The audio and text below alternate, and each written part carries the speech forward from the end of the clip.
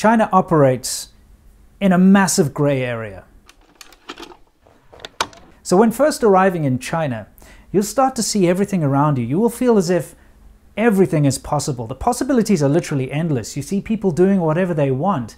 You're like, how is it that that person's got 5 people on a scooter not wearing any helmet? Surely that's not correct. But then why are so many people doing it? You'll also be like, why is it that people can sit around and drink in public?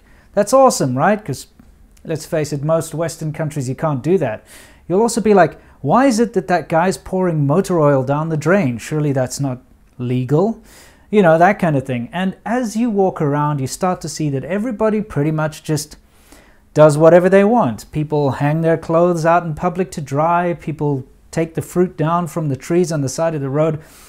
And it gives you this wonderful feeling, I'm not going to lie, this wonderful feeling of freedom. And you start to feel as if you're actually in an incredibly free society. This is really counter to what most people think China is, because when you think of China, you think communist dictatorship, you think about socialism, you think about Winnie the Pooh and Mao Zedong and all this. But when you're there, all of a sudden, things seem incredibly free and open. And this, you know, boils down to business as well. You can just start a business. Most of my Chinese friends who started businesses, who wanted to hire me to work at training centers or whatever, they didn't have business licenses. They ran things out of their apartment blocks. And, you know, it's not legal to run a business out of an apartment like a residential complex, but they do it anyway. And this is how China has always worked, at least during the time I've been there, is you do something, and if it works out and you start to get a little bit successful, then you worry about the paperwork. Then you worry about applying for licenses, paying taxes or whatever. Because until you reach a kind of a level of success, no one's really going to care about you. They're not going to put a focus on you. No spotlight's going to fall on you. You're not going to be on the radar of the local authorities. So this has always been a very interesting part of living in China for me anyway.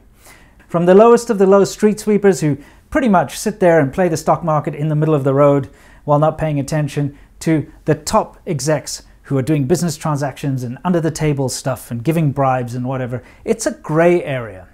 Now this gray area can very, very quickly suddenly disappear, and things can become black and white in an instant in China. And that's when you find out that there isn't really a gray area. It's more of a convenience thing, because the authorities don't want to micromanage. They don't want to have to manage this massive population with all these people, because let's be fair, it's pretty much an impossible task. And this is why this idea of the social credit system was born, because you have to somehow keep people in check. You can't let people run amok and just do whatever they want, because it does lead to chaos. And you do see this kind of chaotic, ridiculous way of life, especially in the more rural areas of China. And when you're in the big cities, it just seems like somehow it all works, but you just don't know why. Anyway, so the social credit system is there to try and rein some of the bad behavior in. The people that are driving the wrong way on the highway, give them a bad credit score so they can't travel anymore. That'll stop them from doing it, and it'll be an example to others, you know. People throwing boiling water on air hostesses in the plane. Easy. Don't let them fly anymore. Other people will see this and that won't happen anymore. So, you know, they've got all these funny things where they shame people for jaywalking, spray them with water, all this kind of thing. It's quite a fascinating part of Chinese society.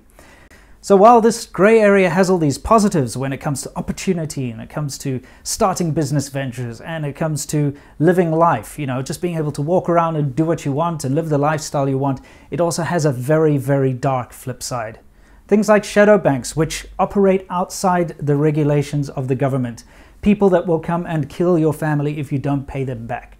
You know, people that will break your kneecaps, loan sharks basically, that operate on a massive scale around China. Things like prostitution being out in the open, even though it's incredibly illegal in China. You see advertisements for prostitutes everywhere. And it doesn't matter where you go in China, cards slipped under your door, stickers are on the wall with phone numbers out there in the open. And this leads to human trafficking and all sorts of nasty stuff. Things like beggar gangs that use children in order to get money. I myself have even stopped a beggar gang on the Shenzhen metro. And if you want to know about that, I'll link the video in the description.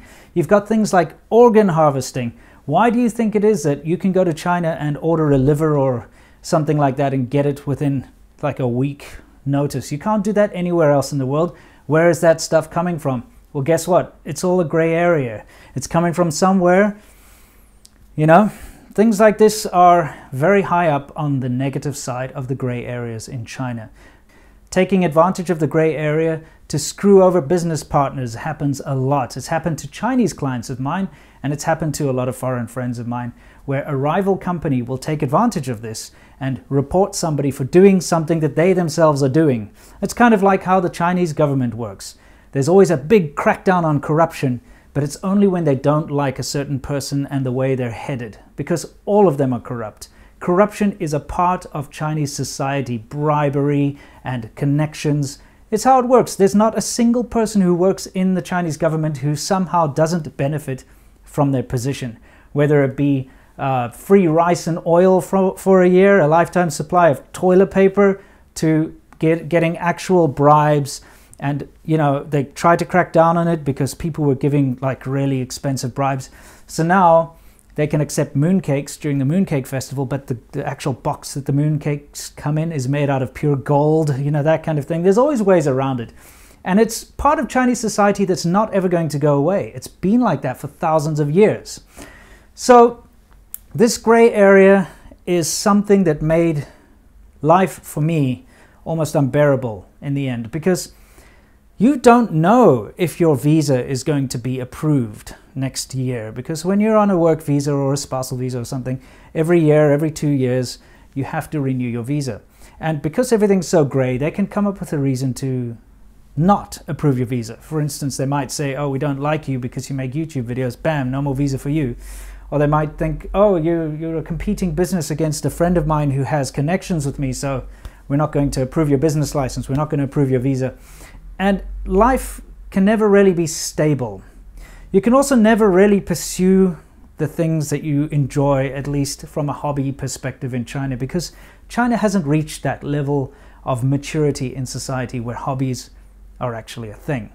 And don't take my word for it. Just go to China and try to do anything that you normally would do. See if you can find a club or an outlet for your hobbies, and see for yourself, you know, unless your hobbies are drinking and womanizing and, you know, just walking around thinking you're cool. There's not much else you can do. Anyway, this leads me to the segue. Some of you have seen this coming, but I want you to go and take a look at what my hobbies are. I want you to go and take a look at what I have managed to achieve now that I'm not in that gray area anymore. I'm now part of a society that allows me to legally own a motorcycle and drive it anywhere in the country. China, you can't. There are so many cities and provinces where you're not allowed to drive motorcycles. You're not allowed to have motorcycles above a certain cc. I'm able to buy old cars, which you can't do in China.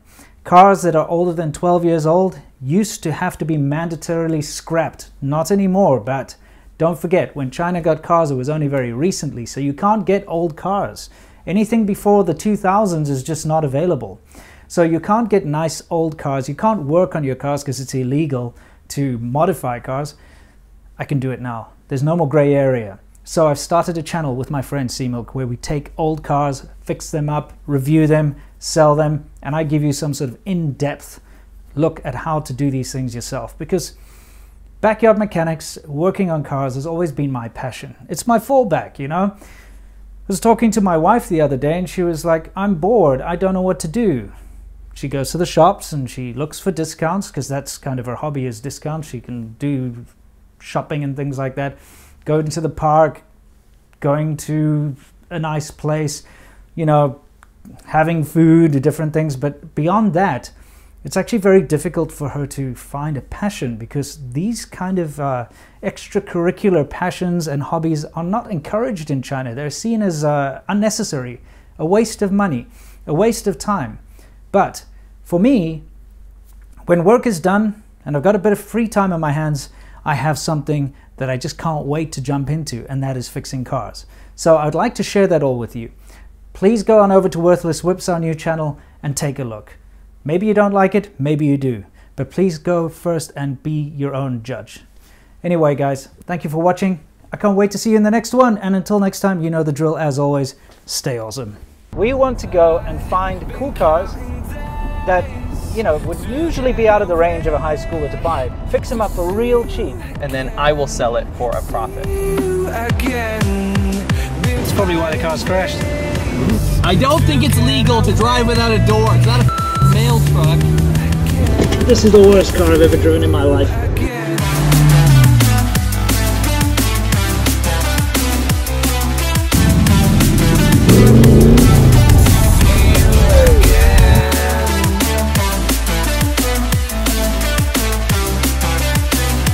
I am now in a police car.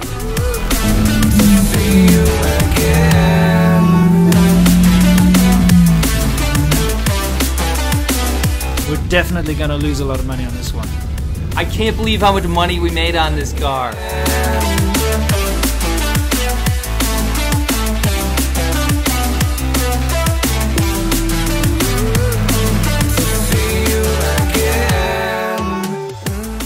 It's terrible, I can't see shit. You need to go to the hospital. This car is not worth it. Jesus Christ, man.